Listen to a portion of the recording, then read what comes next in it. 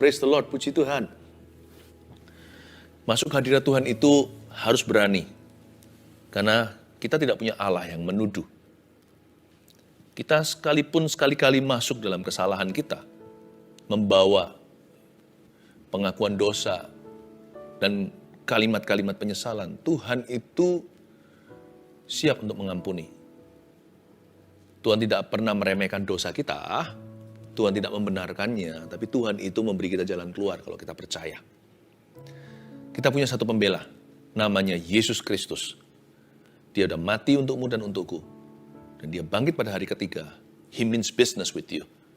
Dia sangat serius dengan kehidupanmu. Dia tidak akan membuang Anda, sekalipun Anda dan saya mungkin tergeletak hari ini. Meskipun ada orang yang jatuh, Tuhan akan pulihkan. Percayalah, percaya dulu sebelum dengar firman ini, Tuhan akan memulihkan setiap kita. Mari kita ambil Alkitab kita buka di Yohanes pasal yang ke-8 ayat 1. Saya beri judul pembelaku saat ku jatuh.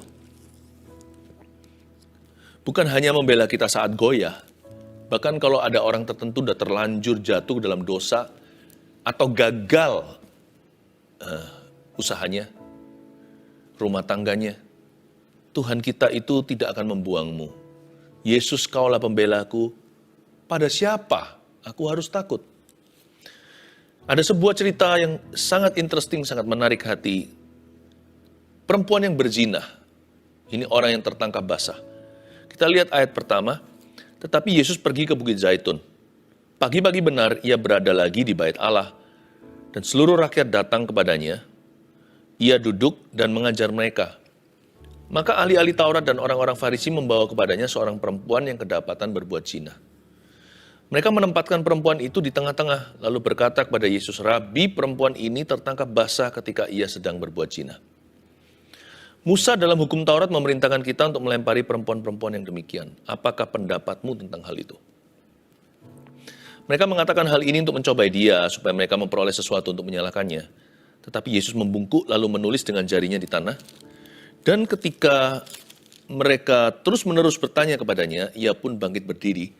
Lalu berkata kepada mereka, barang siapa di antara kamu tidak berdosa, hendaklah ia yang pertama melemparkan batu kepada perempuan itu.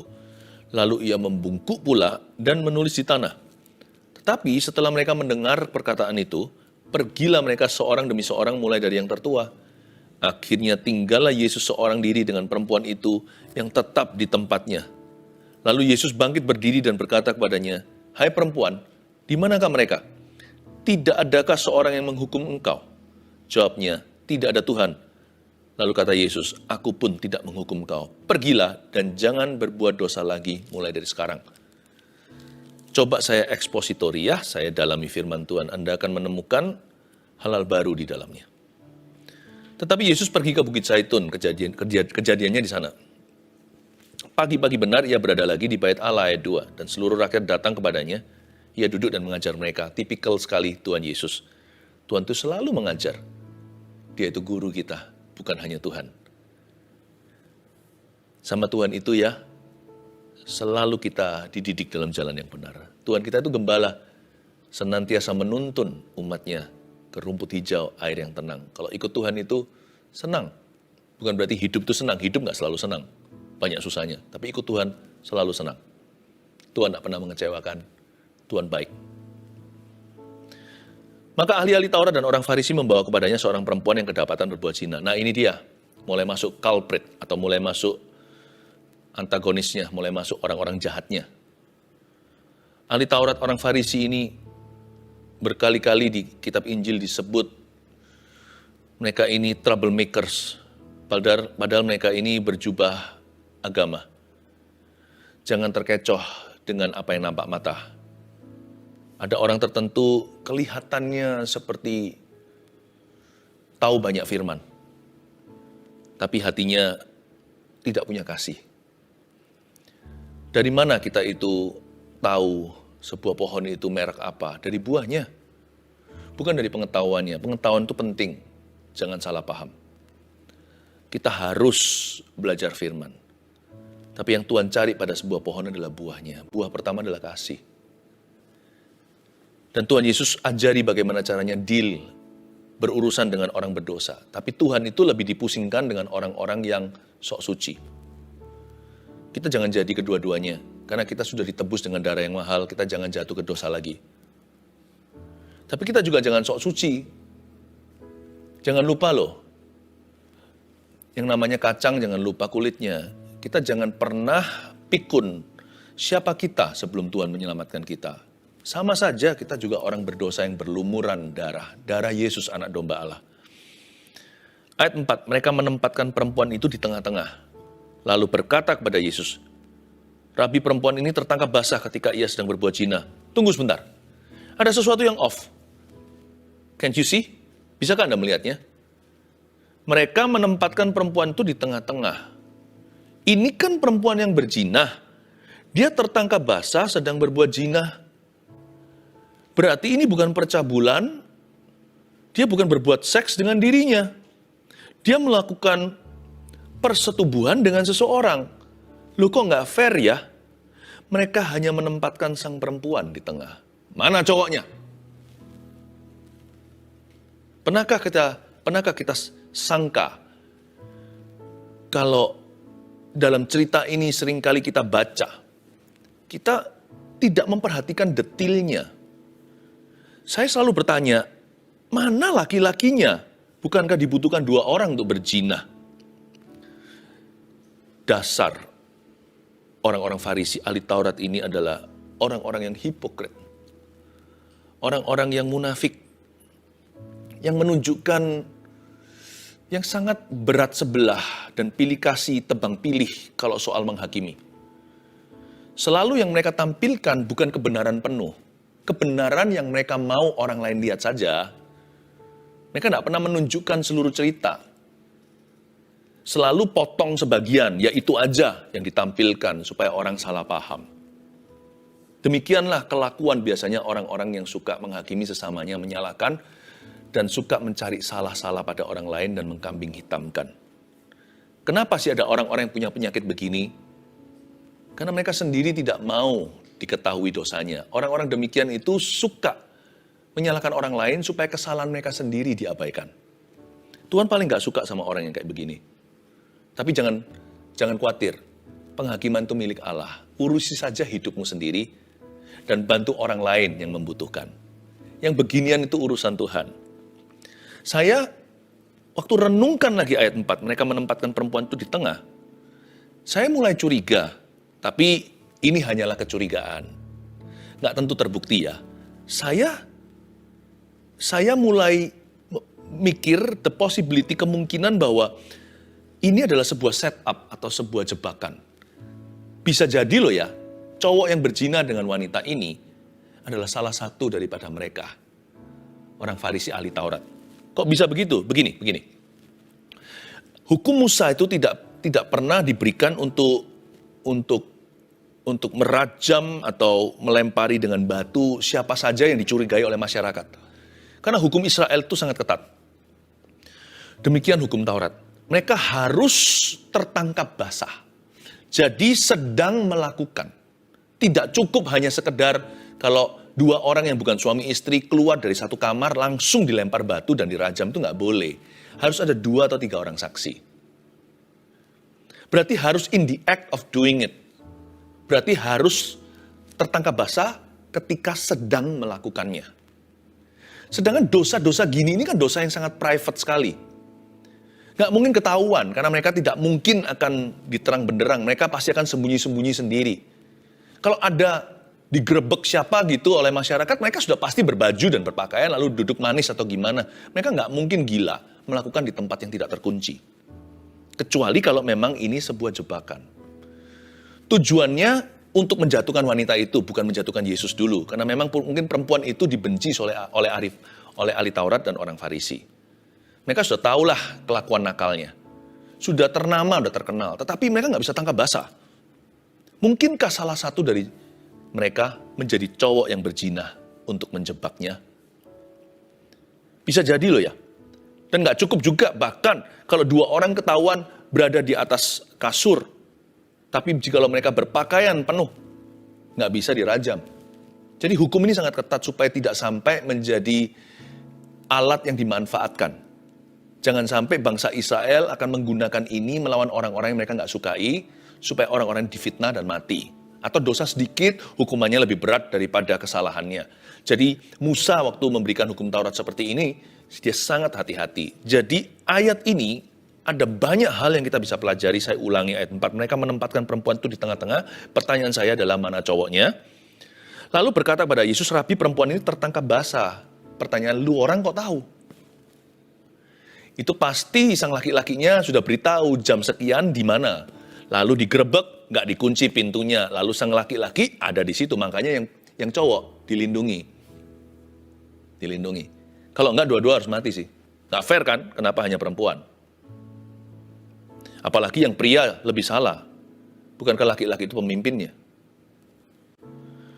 Perempuan ini tertangkap basah. It must be a setup. Pertama-tama untuk menjatuhkan sang wanita. Karena orang Farisi, ahli Taurat itu sukanya menaruh garam di atas luka yang basah. Kalau orang itu sudah jatuh, mereka itulah yang akan menjatuhi mereka dengan... Mereka itulah, pepatahnya, sudah jatuh, tertimpa tangga. Orang Farisi itu, bagi orang yang jatuh, mereka itulah tangga yang menimpai mereka.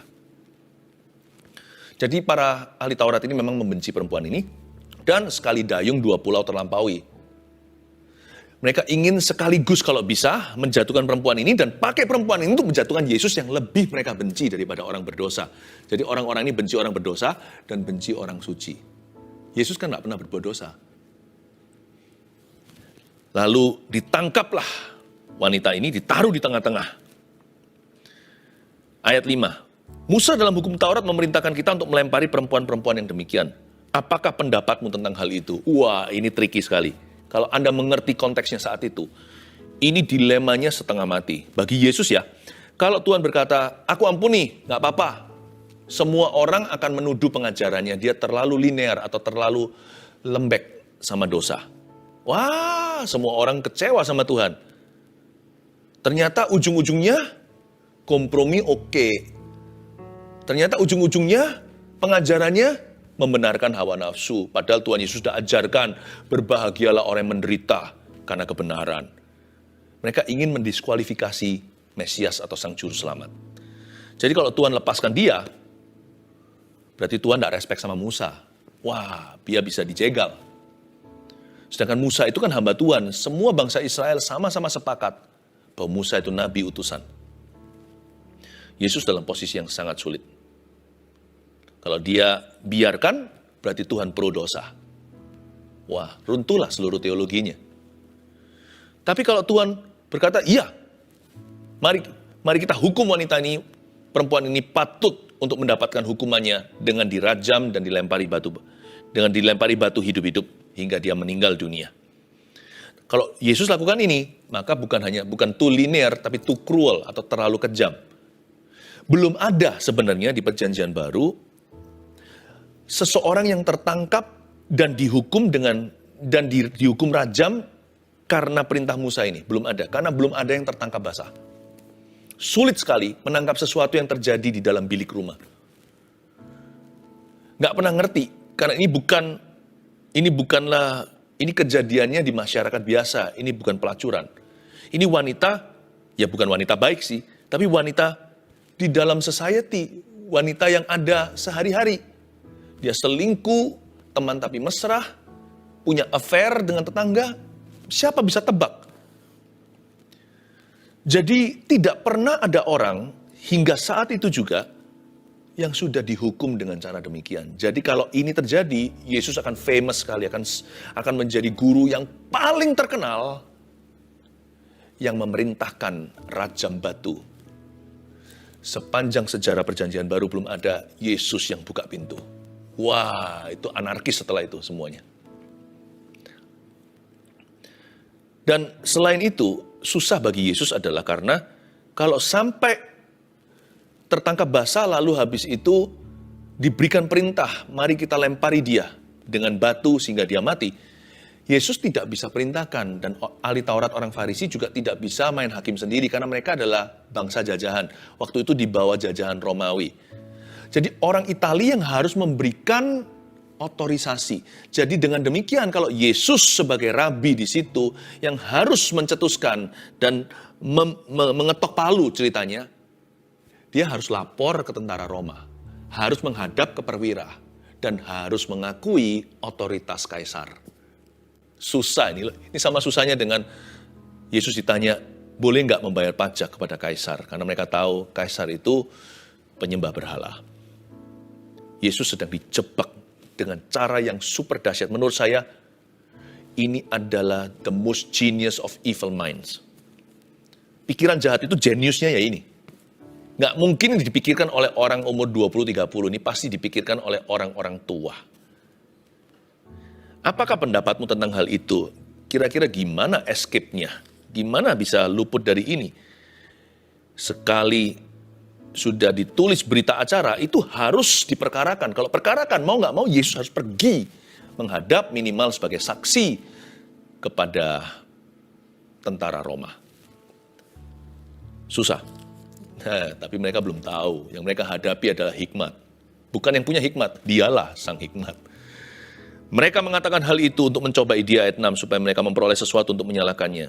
Tetapi, siapkan hati ya, saya kumpul banget, maksimal sama Tuhan Yesus, tapi Yesus membungkuk. Yesus membungkuk, lalu menulis dengan jarinya di tanah, dan ketika mereka terus-menerus bertanya kepadanya, mereka terus membombardir dia, ia pun bangkit berdiri lalu berkata kepada mereka, barang siapa di antara kamu tidak berdosa, hendaklah ia yang pertama melemparkan batu kepada perempuan itu. Kembali ke ayat 6.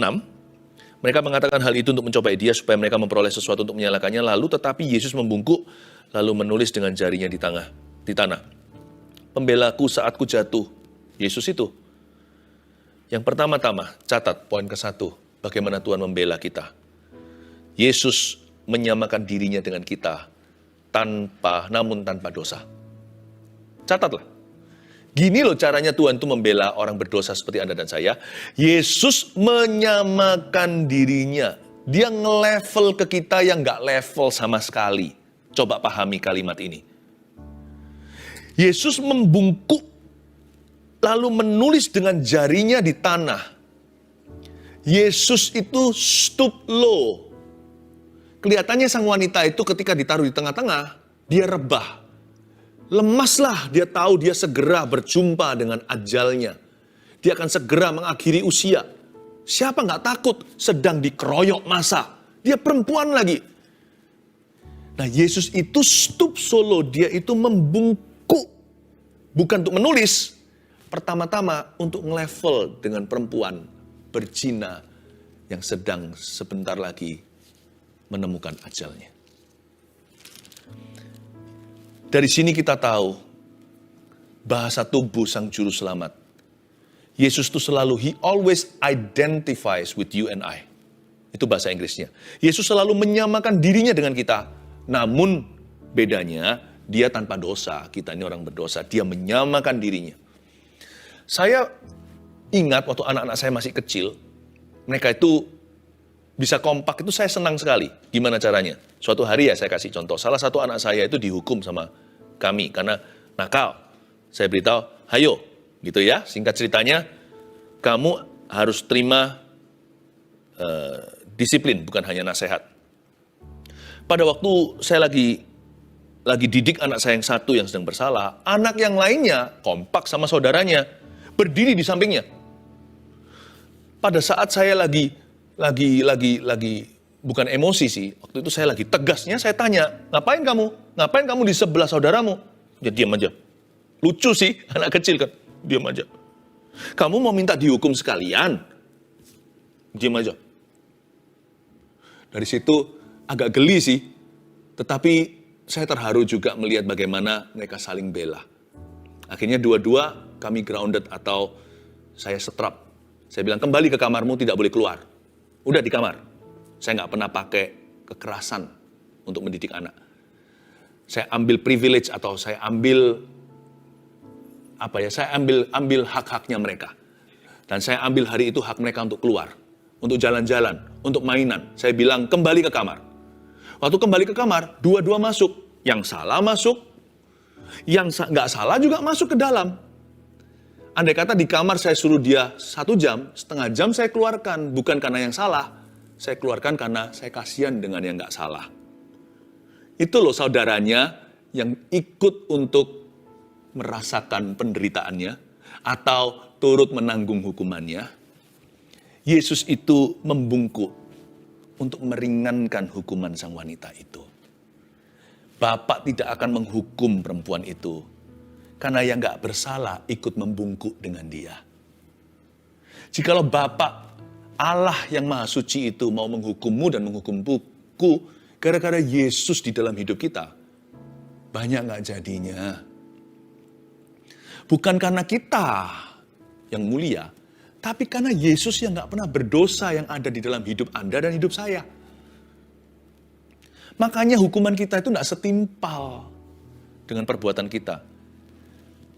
Dosa kita itu loh ditimpali pengampunan, bukan karena Anda dan saya sosial amal, tapi karena Yesus yang gak berdosa, yang suci itu, yang ada di dalam hidupmu. Ketika kita mau dihukum, tapi Bapa mengutus putranya yang tunggal Yesus Kristus, supaya di samping kita selalu ada yang ikut menanggung hukuman kita, lebih tepatnya dialah yang memikul dosa kita di kayu salibnya. Yesus itu menyamakan diri dengan kita. Namun tanpa dosa, dia nggak sama dengan dosa kita. Tapi Yesus menyamakan diri atau nge-level dengan you and me, yang nggak nge-level sama sekali sama sorga. Waktu dia membungkuk, semua orang terkejut dengan reaksinya. Loh kok begini? Harusnya dia mengintimidasi kan perempuan itu. Tahu rasa kamu. Siapa suruh kamu begitu? Rajam dia, kan lebih gampang. Tapi Yesus mencoba untuk menolong dia lalu memimpinnya ke jalan yang benar.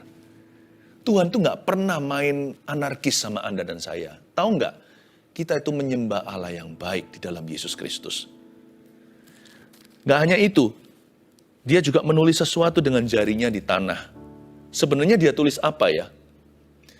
Dia tulis apa? Kan mereka terus-menerus bertanya kepadanya, alias orang-orang ini gak tahu diri, terus mendesak Yesus. Dia tulis apa? Kata to write, menulis di situ. 2 kali disebut nanti di ayat 8 juga, lalu ia membungkuk lagi dan menulis di tanah. Itu dalam bahasa Ibraninya. Normalnya adalah graphein, G-R-A-P-H-E-I-N. Tapi khusus di ayat ini, bukan graphein, tapi kata grapheini. Dalam satu kata ya, ini agak susah. K-A-T-A-G-R-A-P-H-E-N-I. P-H-E-I-N-I.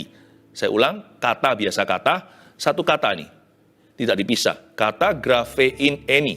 G-R-A-P-H-E-I-N-I. Yang artinya to write something, to write down a record against someone. Jadi Yesus menulis apa? Yesus sedang kata grapheini. Kayak grafir gitu. Di atas pasir.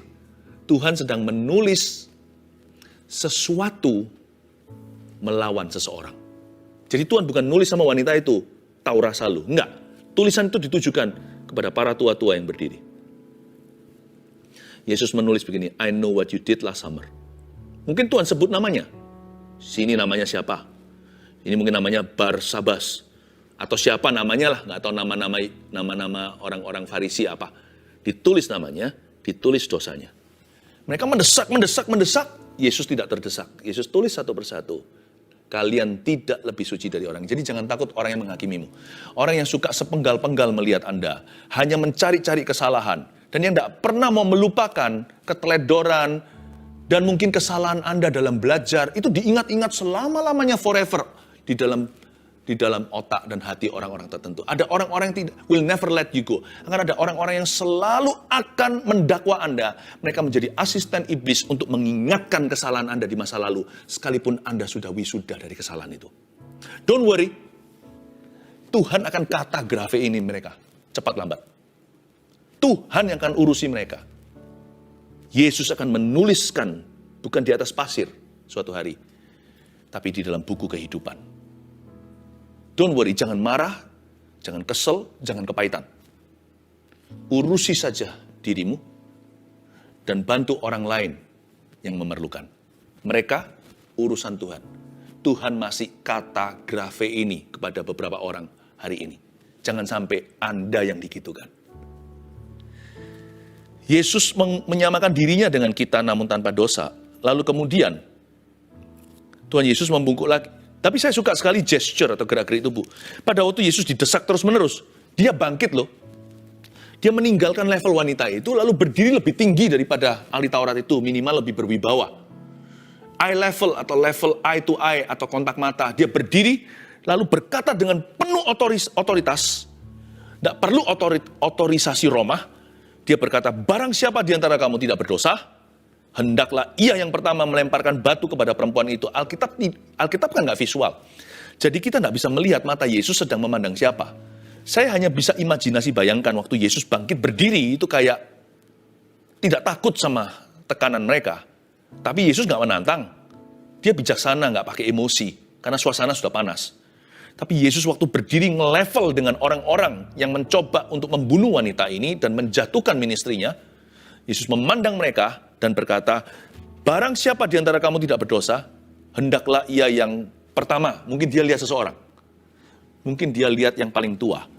Hendaklah ia yang pertama melemparkan batu kepada perempuan itu. Dengan mata pandangan yang menusuk ke hati, saya yakin mata Tuhan tertuju kepada salah satu individu yang mencetuskan ide ini. Langsung ketemu mastermind-nya. Bisa bayangkan nggak? Yesus nggak mungkin kan nggak pandang mereka. Masa Yesus takut sama mereka? Masa Yesus minder?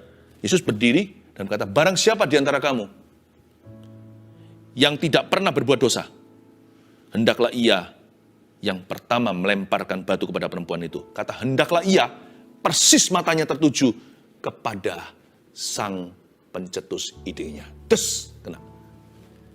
Tidak heran di ayat 9. Tapi setelah mereka mendengar perkataan itu, pergilah mereka seorang demi seorang. Mulai dari, siapa? Mulai dari yang mencetuskan idenya. Mulai dari sang mastermind-nya, arsiteknya. Mulai dari yang tertua, yang paling bijaksana, yang paling licik ini pasti. Pergi dulu. Akhirnya tinggallah Yesus seorang sendiri dengan perempuan itu yang tetap di tempatnya. Lalu Yesus bangkit berdiri dan berkata kepadanya, hai perempuan, di manakah mereka? Setelah orang-orang itu pergi semuanya, Yesus kembali membungkuk. Kalau Yesus berdiri tinggi, perempuan itu kan takut. Di dunia hewan aja tahu. Ada binatang tertentu kalau terancam, dia berdiri supaya menipu, supaya menunjukkan kepada predator atau yang ingin memangsanya atau yang membahayakan pups atau anak-anaknya atau sarangnya. Dia berdiri untuk menunjukkan bahwa dia besar, padahal dia hewan yang lebih kecil. Bayangkan, perempuan ini merasa begitu kecil hari itu. Dia sudah merasa seperti tidak berharga dan sampah. Dia merasa tidak layak sama sekali, wong dia sudah jatuh. Kalau Yesus berdiri ngomong sama dia, hai perempuan, di manakah mereka semua? Dia malah ketakutan, malah terusir keluar dari hadirat Allah sekalian. Tapi Yesus membungkuk ketika satu persatu mereka itu pergi, dimulai dari yang tua. Lalu Yesus setelah itu berkata sama dia, Yesus bangkit berdiri dan berkata kepada perempuan itu, di manakah mereka? Yesus bungkuk dulu untuk mencipta percaya.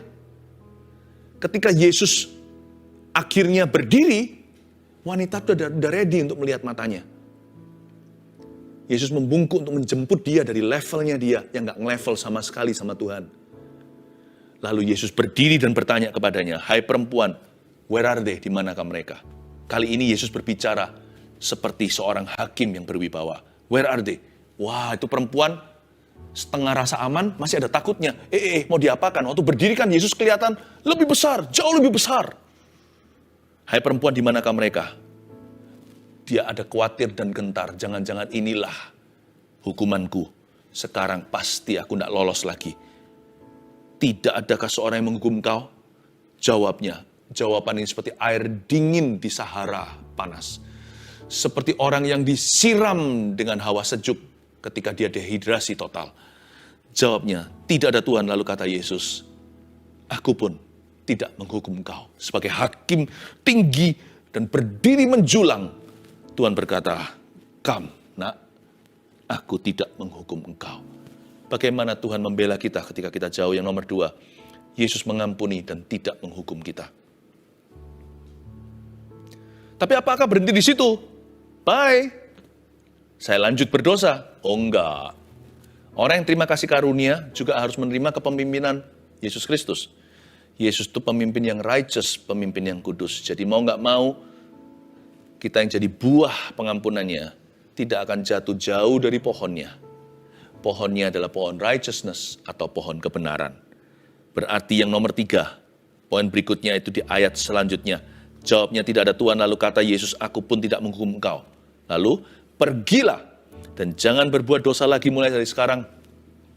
Kata pergilah ini panggilan. Seperti amanat agung, pergi beritakan. Pergilah dan jangan berbuat dosa lagi mulai dari sekarang. Nomor 3, Yesus memimpin kita kepada pertobatan dan kemerdekaan sejati. Tuhan Yesus gak pernah berhenti sampai pengampunan. Karya pengampunan memang selesai di kayu salib ketika Yesus berseru, it is finished, atau sudah selesai. Tapi karya Kristus di hidup kita belum selesai sampai kita merdeka. Merdeka di sini bukan free to sin atau bebas untuk berdosa. Merdeka di sini adalah free from sin. Tapi bebas atau merdeka dari dosa. Saya sudah nggak perlu lagi berdosa. Sekarang saya punya tujuan yang mulia. Saya nggak perlu lagi jatuh. Kan bangkit itu bisa. Bersama Tuhan, tiada yang sukar, bukan? Sekarang saya menemukan jalan yang lebih tinggi. Jalanmu lebih tinggi dari jalanku. Kalau Yesus yang mimpin kita, the complete work of Christ atau pekerjaan Kristus yang lengkap dalam kehidupan kita itu tidak lengkap sampai kita mengalami kemenangan. Dan kemenangan itu selalu dimulai dengan 101. Step number 1 atau langkah ke-1 adalah pertobatan dulu. Karena itu kalau siapa ketemu Yesus mau nggak mau pasti berubah. Pelacur menjadi seorang perempuan yang takut akan Allah. Pemungut cukai menjadi seorang yang jujur. Seorang nelayan yang nggak percaya menjadi seorang rasul iman. Seorang yang sukanya marah-marah, anak halilintar seperti Yohanes dan Yakobus, bentar-bentar mau goreng orang, menjadi rasul kasih. Nggak bisa nggak. Kalau ketemu Yesus, pasti dituntun ke pertobatan yang sejati, bukan pura-pura. Dan pasti ujungnya adalah kemerdekaan dari dosa. Karena kita punya tujuan yang mulia. Bagaimana cara Yesus membela kita ketika kita jatuh? 1, Yesus menyamakan dirinya dengan kita, namun tidak berdosa. Namun tanpa dosa, maksud saya. 2, Yesus mengampuni dan tidak menghukum kita. Jadi jangan takut mendekati hadirat Allah, karena Tuhan marah. Siapa bilang? Setan yang berkata demikian. Tuhan tidak murka. Yang ketiga, Yesus memimpin kita kepada pertobatan dan kemerdekaan sejati. Angkat wajahmu, angkat kepalamu. Pada siapa kau harus takut kalau Tuhan membelamu? Haleluya!